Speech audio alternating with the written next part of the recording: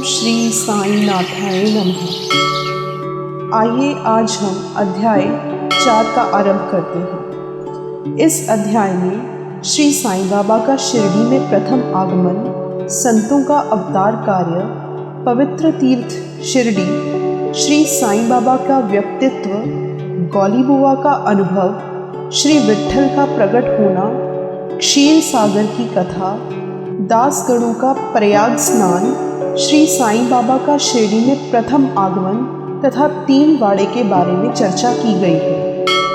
आइए सबसे पहले हम संतों का अवतार कार्य विषय के बारे में अध्ययन करते हैं। भगवत गीता के 4 अध्याय 7 और 8 में भगवान श्री कृष्ण कहते हैं कि जब जब धर्म की हानि और अधर्म की वृद्धि होती है तब तब मैं अवतार धारण करता हूँ। धर्म स्थापन, दुष्टों का विनाश तथा साधुजनों के परित्राण के लिए मैं युग युग में जन्म लेता हूँ। साधु और संत भगवान के प्रतिनिधि स्वरूप हैं।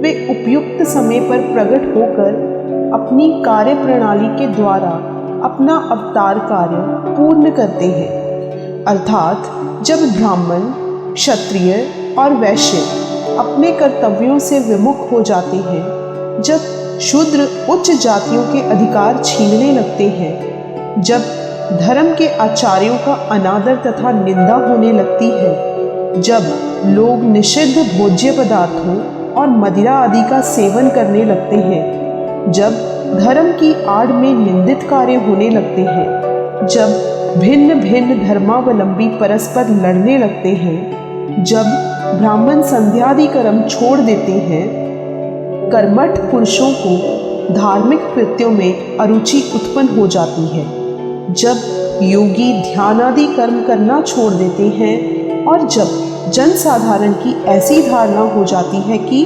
केवल धन, संतान और स्त्री ही सर्वस्व है तथा इस प्रकार जब लोग सत्य मार्ग से विचलित होकर अधःपतन की ओर अग्रसर होने लगते हैं, तब संत प्रकट होकर अपने उपदेशों एवं आचरण के द्वारा धर्म की संस्थापना करते हैं। वे समुद्र के ज्योति स्तंभ की तरह हमारा उचित मार्गदर्शन करते तथा सत्य पथ पर चलने को प्रेरित करते हैं। इसी मार्ग पर अनेकों संत निवृत्तिनाथ, ज्ञानदेव, मुक्ताबाई, नामदेव, गोरा, गोनाई, एकनाथ, तुकाराम, नरहरि, नरसिंह भाई, सजन कसाई, सावंता माली और रामदास तथा अन्य संत सत्य मार्ग का दिग्दर्शन कराने के हेतु भिन्न भिन्न अवसरों पर प्रकट हुए और इन सब के पश्चात शिरडी में श्री साईं बाबा का अवतार हुआ। पवित्र तीर्थ शिरडी अहमदनगर जिले में गोदावरी नदी के तट बड़े ही भाग्यशाली हैं, जिन पर अनेक संतों ने जन्म धारण किया और अनेकों ने वहां आश्रय पाया। ऐसे संतों में श्री ज्ञानेश्वर महाराज प्रमुख थे। शिरडी अहमदनगर जिले के कोपरगांव तालुका में है। गोदावरी नदी पार करने के पश्चात मार्ग सीधा शिरडी को जाता है। 8 मील चलने पर जब आप नीम गांव पहुंचेंगे तो वहां से शिरडी दृष्टिगोचर होने लगती है। कृष्णा नदी के तट पर अन्य तीर्थ स्थान गाणगापुर, नरसिंहवाड़ी और औदुंबर के समान ही शिरडी भी प्रसिद्ध तीर्थ है। जिस प्रकार दामोजी ने मंगलवेढ़ा को, जो पंढरपुर के समीप है, समर्थ रामदास ने सज्जनगढ़ को, दत्तावतार ने नरसिंह सरस्वती वे वाड़ी को पवित्र किया, उसी प्रकार श्री साईनाथ ने शिरडी में अवतीर्ण होकर उसे पावन बनाया। श्री साईं बाबा का व्यक्तित्व। आइए अब हम आपको श्री साईं बाबा के व्यक्तित्व से परिचित कराते हैं। श्री साईं बाबा के सानिध्य से शिरडी का महत्व विशेष बढ़ गया। अब हम उनके चरित्र का अवलोकन करेंगे। उन्होंने इस भवसागर पर विजय प्राप्त कर ली थी, जिसे पार करना महान दुष्कर तथा कठिन है। शांति उनका आभूषण था तथा वे ज्ञान की साक्षात प्रतिमा थे। वैष्णव भक्त सदैव वहाँ आश्रय पाते थे। दानवीरों में वे राजा कर्ण के समान दानी थे। वे समस्त सारों के सार स्वरूप थे। ऐहिक पदार्थों से उन्हें अरुचि थी। सदा आत्मस्वरूप में निमग्न रहना ही उनके जीवन का मुख्य ध्येय था। अनित्य वस्तुओं का आकर्षण उन्हें छू भी नहीं गया था। उनका हृदय शीशे के सदृश उज्ज्वल था। उनके श्रीमुख से सदैव अमृत वर्षा होती थी। अमीर और गरीब उनके लिए दोनों एक समान थे। मान अपमान की उन्हें किंचित मात्र भी चिंता न थी। वे निर्भय होकर संभाषण करते, भांति भांति के लोगों से मिलजुल कर रहते, नर्तकियों का अभिनय तथा नृत्य देखते और गजल कव्वालियाँ भी सुनते थे। इतना सब करते हुए भी उनकी समाधि किंचित मात्र भी भंग न होती थी। अल्लाह का नाम सदा उनके होठों पर था। जब दुनिया जागती तो वे सोते और जब दुनिया सोती तो वे जागते थे। उनका अंतःकरण प्रशांत महासागर की तरह शांत था। ना उनके आश्रम का कोई निश्चय कर सकता था और ना उनकी कार्य प्रणाली का अंत पा सकता था। कहने के लिए तो वे एक स्थान पर निवास करते थे, परंतु विश्व के समस्त व्यवहारों व व्यापारों का उन्हें भली भांति ज्ञान था। उनके दरबार का रंग ही निराला था। वे प्रतिदिन अनेक किंवदंतियाँ कहते थे, परंतु उनकी अखंड शांति किंचित मात्र भी विचलित न होती थी। वे सदा मस्जिद की दीवार के सहारे बैठे रहते तथा प्रातः, मध्याह्न और सायंकाल लेंडी और चावड़ी की ओर वायु सेवन करने जाते, तो भी सदा आत्मस्थित ही रहते थे। स्वतः सिद्ध होकर भी वे साधकों के समान आचरण करते थे। वे विनम्र, दयालु तथा अभिमान रहित थे। उन्होंने सबको सदा सुख पहुंचाया। ऐसे थे श्री साईं बाबा, जिनके श्री चरणों का स्पर्श कर शिरडी पावन बन गई। उसका महत्व असाधारण हो गया। जिस प्रकार ज्ञानेश्वर ने आनंदी और एकनाथ ने पैंठण का उत्थान किया, वही गति श्री साईं बाबा द्वारा शिरडी को प्राप्त हुई। शिरडी के फूल, पत्ते, कंकड़ और पत्थर भी धन्य हैं, जिन्हें श्री साईं बाबा के चरणाम्बुजों का चुंबन तथा उनकी चरण रज मस्तक पर धारण करने का सौभाग्य प्राप्त हुआ। भक्तगण को शिरडी एक दूसरा पंढरपुर, जगन्नाथपुरी, द्वारका, बनारस में काशी, महाकालेश्वर तथा गोकर्ण, महाबलेश्वर बन गई। श्री साईं का दर्शन करना ही भक्तों का वेद मंत्र था, जिसके परिणाम स्वरूप आसक्ति घटती और आत्मदर्शन का पथ सुगम होता था।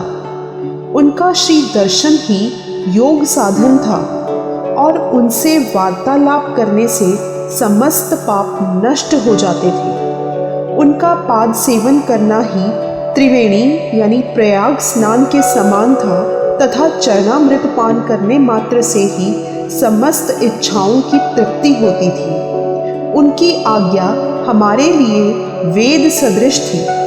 प्रसाद तथा उदी ग्रहण करने से चित्त की शुद्धि होती थी। वे ही हमारे राम और कृष्ण थे, जिन्होंने हमें मुक्ति प्रदान की। वे ही हमारे पर ब्रह्म थे।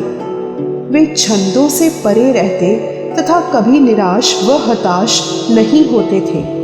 वे सदा आत्मस्थित, चैतन्य घन तथा आनंद की मंगल मूर्ति थे।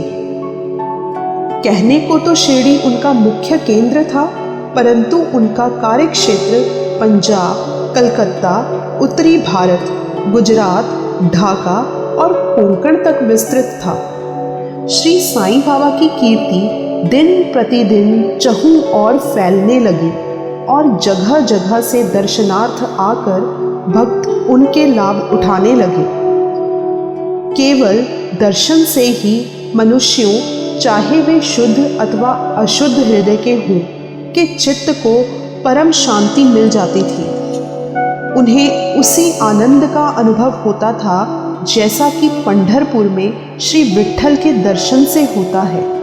यह कोई अतिशयोक्ति नहीं है। देखिए, एक भक्त ने यही अनुभव पाया है।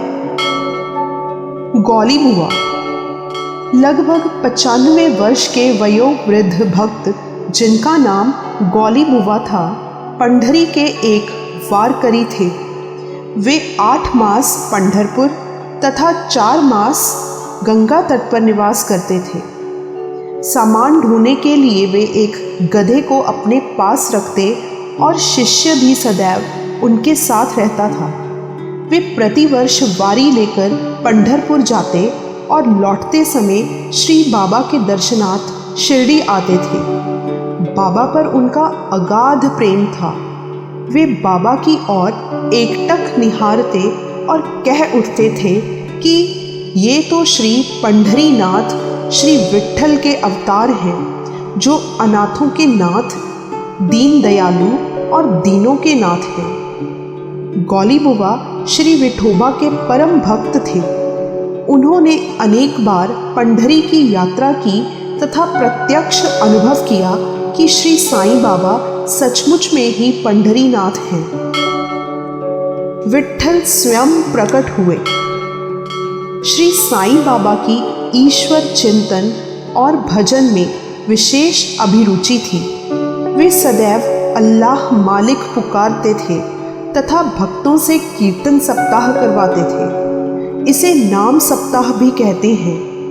एक बार उन्होंने दासगणों को कीर्तन सप्ताह करने की आज्ञा दी। दासगणों ने बाबा से कहा कि आपकी आज्ञा मुझे शिरोधार्य है, परंतु इस बात का आश्वासन मिलना चाहिए कि सप्ताह के अंत में विट्ठल अवश्य प्रकट होंगे। बाबा ने अपना हृदय स्पर्श करते हुए कहा कि विट्ठल अवश्य प्रकट होंगे, परंतु साथ ही भक्तों में श्रद्धा व तीव्र उत्सुकता का होना भी अनिवार्य है। ठाकुरनाथ की डंकपुरी, विट्ठल की पंढरी, रणछोड़ की द्वारिका यही तो है। किसी को दूर जाने की आवश्यकता नहीं है। क्या विट्ठल कहीं बाहर से आएंगे? वे तो यहीं विराजमान है। जब भक्तों में प्रेम और भक्ति का स्रोत प्रवाहित होगा तो विट्ठल स्वयं ही यहाँ प्रकट हो जाएंगे। सप्ताह समाप्त होने के बाद विट्ठल भगवान कुछ इस प्रकार प्रकट हुए। काका साहेब दीक्षित सदैव की भांति स्नान करने के पश्चात जब ध्यान करने को बैठे तो उन्हें विट्ठल के दर्शन हुए। दोपहर के समय जब वे बाबा के दर्शनार्थ मस्जिद पहुंचे तो बाबा ने उनसे पूछा, क्यों विट्ठल पाटिल आए थे ना? क्या तुम्हें उनके दर्शन हुए? वे बहुत चंचल हैं, उनको दृढ़ता से पकड़ लो। यदि थोड़ी सी भी असावधानी की तो वे बचकर निकल जाएंगे। यह प्रातः काल की घटना थी और दोपहर के समय उन्हें पुनः दर्शन हुए। उसी दिन एक चित्र बेचने वाला 25-30 चित्र लेकर वहां बेचने को आया। यह चित्र ठीक वैसा ही था जैसा कि काका साहब दीक्षित ने ध्यान में दर्शन करते हुए देखा था।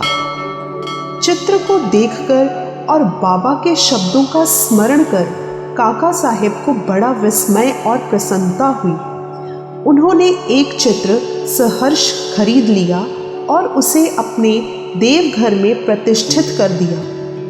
ठाणा के अवकाश प्राप्त मामलतदार श्री बी वही देव ने अपने अनुसंधान के द्वारा यह प्रमाणित कर दिया कि शिरडी पंढरपुर की परिधि में आती है। दक्षिण में पंढरपुर श्री कृष्ण का प्रसिद्ध स्थान है, अतः शिरडी ही द्वारिका है। द्वारिका की एक और व्याख्या सुनने में आई है जो कि कै नारायण अय्यर द्वारा लिखित भारतवर्ष का स्थायी इतिहास में स्कंद पुराण से उद्धृत की गई है। वह इस प्रकार है, चतुर्वर्णामपि वर्गाणाम यत्र द्वाराणि सर्वतः अतो द्वारवती तयुक्ता विद्वदि भस्तत्ववादभी। जो स्थान चारों वर्णों के लोगों को धर्म, अर्थ, काम और मोक्ष के लिए सुलभ हो, दार्शनिक लोग उसे द्वारिका के नाम से पुकारते हैं। शिरडी में बाबा की मस्जिद केवल चारों वर्णों के लिए ही नहीं, अपितु दलित, अस्पृश्य और भागोजी शिंदे जैसे कोढ़ी आदि सभी के लिए खुली थी। अतः शिरडी को द्वारका कहना सर्वथा ही उचित है। आइए अब भगवंत राव क्षीर सागर की कथा का अध्ययन करते हैं। श्री विट्ठल पूजन में बाबा को कितनी रुचि थी, यह भगवंत राव क्षीर सागर की कथा से स्पष्ट है। भगवंत राव के पिता विठोबा के परम भक्त थे, जो प्रतिवर्ष पंढरपुर को वारी लेकर जाते थे। उनके घर में विठोबा की एक मूर्ति थी, जिसकी वे नित्य प्रति पूजा करते थे। उनकी मृत्यु के पश्चात उनके पुत्र भगवंत राव ने वारी, पूजन, श्राद्ध इत्यादि समस्त कर्म करना छोड़ दिया था। जब भगवंत राव शिरडी आए तो बाबा उन्हें देखते ही कहने लगे, इनके पिता मेरे परम मित्र थे, इसी कारण मैंने इन्हें यहाँ बुलाया है। इन्होंने कभी नैवेद्य अर्पण ही नहीं किया तथा मुझे और विठोबा को भूखा मारा है, इसलिए इन्हें मैंने यहाँ आने को प्रेरित किया है। अब मैं इन्हें हठपूर्वक पूजा में लगा दूंगा। दासगणों का प्रयाग स्नान। गंगा और यमुना नदी के संगम पर प्रयाग प्रसिद्ध पवित्र तीर्थ स्थान है। हिंदुओं की ऐसी भावना है कि वहाँ स्नान आदि करने से समस्त पाप नष्ट हो जाते हैं। इसी कारण प्रत्येक पर्व पर सहस्त्रों भक्तगण वहाँ जाते हैं और स्नान का लाभ उठाते हैं। एक बार दासगणों ने भी वहाँ जाकर स्नान करने का निश्चय किया। इस विचार से बाबा से आज्ञा लेने वे उनके पास गए। बाबा ने कहा कि इतनी दूर व्यर्थ भटकने की क्या आवश्यकता है, अपना प्रयाग तो यही है, मुझ पर विश्वास करो। आश्चर्य, महान आश्चर्य। जैसे ही दासगणु बाबा के चरणों पर नत हुए तो बाबा के श्री चरणों से गंगा और यमुना की धारा वेग से प्रवाहित होने लगी। यह चमत्कार देख दासगणु का प्रेम और भक्ति उमड़ पड़ी। आंखों से अश्रुओं की धारा बहने लगी। उन्हें कुछ अंतस्फूर्ति हुई और उनके मुख से श्री साईं बाबा की स्तोत्रध्वनि स्वतः प्रवाहित होने लगी। श्री साईं बाबा का शिरडी में प्रथम आगमन। श्री साईं बाबा के माता पिता, उनके जन्म और जन्म स्थान का किसी को भी ज्ञान नहीं है। इस संबंध में बहुत छानबीन की गई। बाबा से तथा अन्य लोगों से भी इस विषय में पूछताछ की गई, परंतु कोई संतोषप्रद उत्तर अथवा सूत्र हाथ न लग सका। यथार्थ में हम लोग इस विषय में सर्वथा अनभिज्ञ हैं। नामदेव और कबीरदास जी का जन्म अन्य लोगों की भांति नहीं हुआ था। वे बाल रूप में प्रकृति की गोद में पाए गए थे। नामदेव भीमरथी नदी के तीर पर गोनाई को और कबीर भागीरथी नदी के तीर पर तमाल को पड़े हुए मिले थे। और ऐसा ही श्री साईं बाबा के संबंध में भी था। वे शिरडी में नीम वृक्ष के तले 16 वर्ष की तरुणावस्था में स्वयं भक्तों के कल्याणार्थ प्रकट हुए थे। उस समय भी वे पूर्ण ब्रह्मज्ञानी प्रतीत होते थे। स्वप्न में भी उनको किसी लौकिक पदार्थ की इच्छा नहीं थी। उन्होंने माया को ठुकरा दिया था और मुक्ति उनके चरणों में लौटती थी। शिरडी ग्राम की एक वृद्ध स्त्री नाना चौकदार की माँ ने उनका इस प्रकार वर्णन किया है। एक तरुण, स्वस्थ, फुर्तीला तथा अति रूपवान बालक सर्वप्रथम नीम वृक्ष के नीचे समाधि में लीन दिखाई पड़ा। सर्दी व गर्मी की उन्हें किंचित मात्र भी चिंता न थी। उन्हें इतनी अल्प आयु में इस प्रकार कठिन तपस्या करते देखकर लोगों को महान आश्चर्य हुआ। दिन में वे किसी से भेंट नहीं करते थे और रात्रि में निर्भय होकर एकांत में घूमते थे। लोग आश्चर्यचकित होकर पूछते फिरते थे कि इस युवक का कहाँ से आगमन हुआ है। उनकी बनावट तथा आकृति इतनी सुंदर थी कि एक बार देखने मात्र से लोग आकर्षित हो जाते थे। वे सदा नीम वृक्ष के नीचे ही बैठे रहते थे और किसी के द्वार पर न जाते थे। यद्यपि वे देखने में तो युवक प्रतीत होते थे, परंतु उनका आचरण महात्माओं के सदृश था। वे त्याग और वैराग्य की साक्षात प्रतिमा थे। एक बार एक आश्चर्यजनक घटना हुई। एक भक्त को भगवान खंडोबा का संचार हुआ।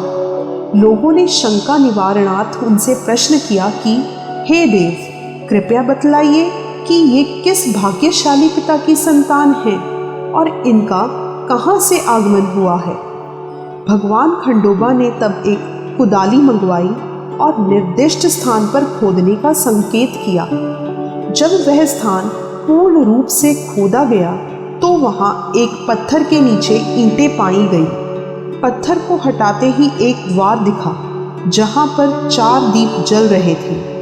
उन दरवाज़ों का मार्ग एक गुफा में जाता था जहाँ गौमुखी आकार की इमारत, लकड़ी के तख्ते, मालाएं आदि दिखाई पड़ी। भगवान खंडोबा कहने लगे कि इस युवक ने इस स्थान पर 12 वर्ष तपस्या की है।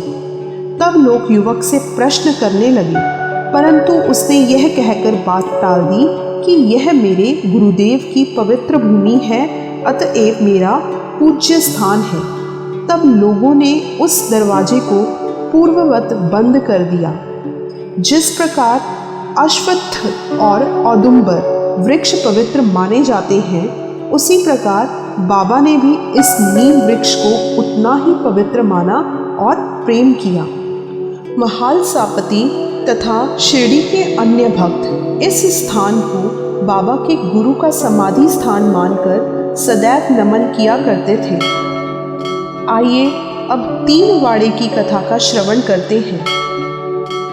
नीम वृक्ष के आसपास की भूमि श्री हरि विनायक साठे ने मोल ले ली और उस स्थान पर एक विशाल भवन का निर्माण किया, जिसका नाम साठे वाड़ा रखा गया।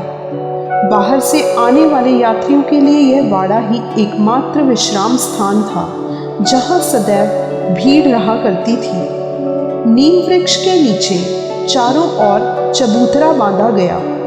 सीढ़ियों के नीचे दक्षिण की ओर एक छोटा सा मंदिर है, जहाँ भक्त चबूतरे के ऊपर उत्तराभिमुख होकर बैठते हैं।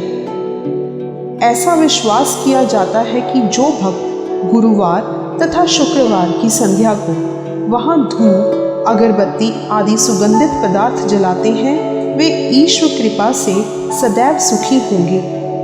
यह बाड़ा बहुत पुराना तथा जीर्ण शीर्ण स्थिति में था तथा इसके जीर्णोद्धार की नितांत आवश्यकता थी, जो संस्थान द्वारा पूर्ण कर दी गई।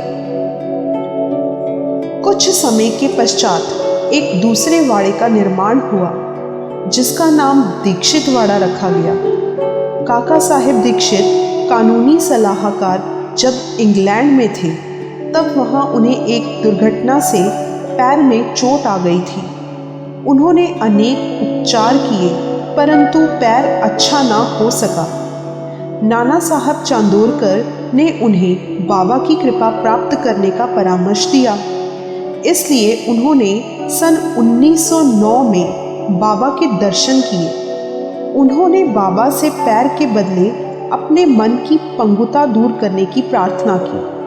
बाबा के दर्शन से उन्हें इतना सुख प्राप्त हुआ कि उन्होंने स्थायी रूप से शिरडी में ही रहना स्वीकार कर लिया और इसी कारण उन्होंने अपने तथा भक्तों के हेतु एक वाड़े का निर्माण कराया। इस भवन का शिलान्यास दिनांक 9 दिसंबर 1910 को किया गया। उसी दिन अन्य 2 विशेष घटनाएं घटित हुई। एक, श्री दादा साहिब खापरडे को घर वापसी लौटने की अनुमति प्राप्त हो गई और 2, चावड़ी में रात्रि को आरती आरंभ हो गई। कुछ समय में वाड़ा संपूर्ण रूप से बन गया और रामनवमी 1911 के शुभ अवसर पर उसका यथाविधि उद्घाटन कर दिया गया। इसके बाद एक और वाड़ा मानो एक शाही भवन नागपुर के प्रसिद्ध श्रीमंत बूटी ने बनवाया। इस भवन के निर्माण में बहुत धनराशि लगाई गई। उनकी समस्त निधि सार्थक हो गई, क्योंकि बाबा का शरीर अब वहीं विश्रांति पा रहा है और फिलहाल यह समाधि मंदिर के नाम से विख्यात है। इस मंदिर के स्थान पर पहले एक बगीचा था, जिसमें बाबा स्वयं पौधों को सींचते और उनकी देखभाल किया करते थे। जहाँ पहले एक छोटी सी कुटी भी नहीं थी, वहाँ 3-3 वाड़ों का निर्माण हो गया। इन सब में साठेवाड़ा पूर्व काल में बहुत ही उपयोगी था।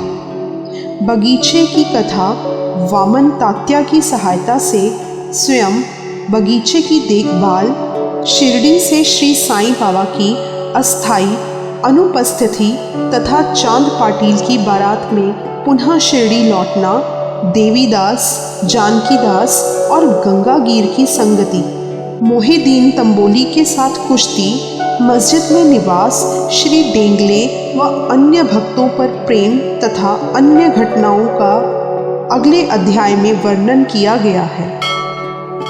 अध्याय 4 संपूर्णम।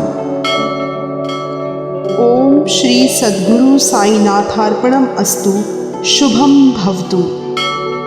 उच्चारण के दौरान अगर कोई कमी रह गई हो तो उसके लिए मैं क्षमा प्रार्थी हूँ। ओम श्री साईनाथाय नमः।